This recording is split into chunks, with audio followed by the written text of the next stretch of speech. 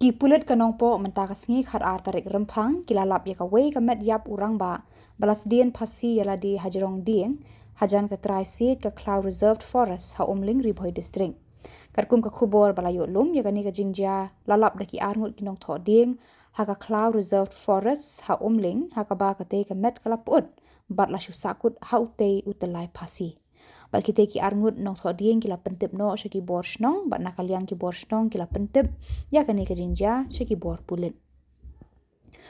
Uni Rangbah bala subas Sdien Phasi ala di latip kerteng kum usyam lembu nyopo snem kerta ubashuwan sa bat ki bahiying ha Umling bat uderu nakajaj benreu Nepali. Ki pulit ka Nongthoh mar senyo jing tip halor kani ka jingja ya kamen mar kila hiar sya kate ka jaka ban tokit ya kate kamen bat hadien ka jing tokit kila IT no sya ki bahiying hasem ban tep no ya kamen badang sa jong u. Kataru hadien bagi bahiying kim syamladon kanu ka jing subah sya penyap bat apalaj no naka post mortem examination. Ame apa kawat ini dua dah. Jauh ini.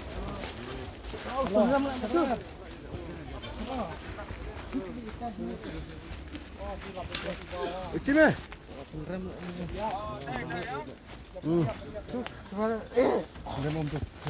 Ngang deng.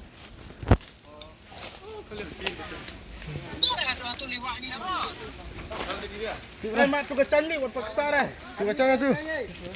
Ada bik guru ram tu tan. Ni dikhala.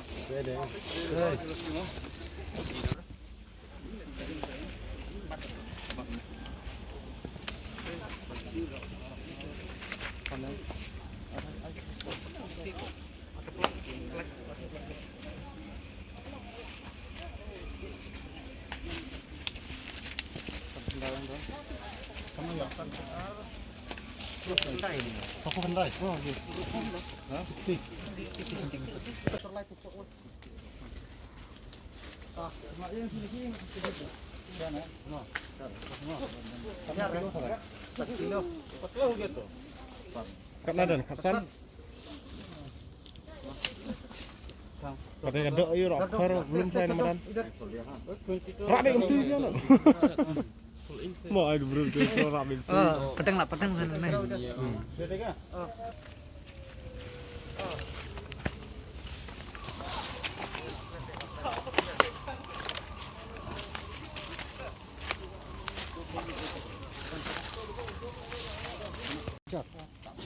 Berat lihat tu, lepong tu.